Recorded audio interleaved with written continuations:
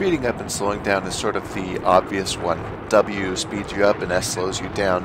You can also hold shift to activate an afterburner, which can be really useful for getting out of hot situations. Just be aware that it's going to make it really hard to do turns, so you never want to use it in a situation where somebody might have you in their sights, especially if that person has heat seeker missiles. Once you're up in the air, all you really need to know how to do are pitch, yaw, and roll. And yaw is sort of forgivable. You'll kind of pick it up as you go. The most important one, I think, is pitch.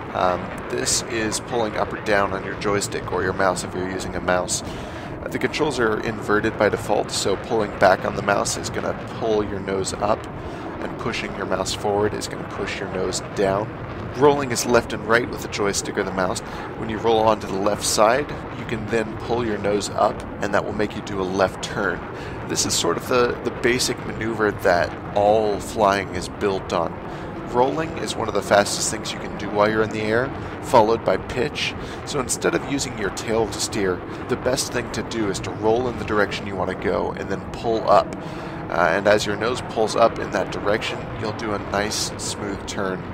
Now there is sort of a disadvantage to doing this though, and it's that you spread your back. You make yourself a very big target when you do this. So anytime you're up against like an AA turret, or you know that exposing a lot of surface area is going to make you an easy target, sometimes it's a good idea to stay flat and then just yaw your way out of it.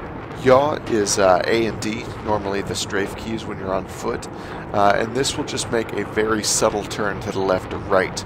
Most of the time this is only used for corrective maneuvers. For instance, if you come out of a hard turn and you notice you're still drifting a little, you can yaw into it to correct that drift, just as if you were playing a racing game. But anyway, the biggest thing you need to know how to do is roll to the direction that you want to go and then pull the nose up to go in that direction. 90% of what you do in this game is just going to be pulling the mouse back and in the direction that you want to go simultaneously. When you're very first starting out, it can be easier to do it as two separate steps, roll first and then pull your nose, but once you get the hang of it, you can do it a lot more fluidly if you do it all as one smooth motion. This is one of those things where practice really does make perfect.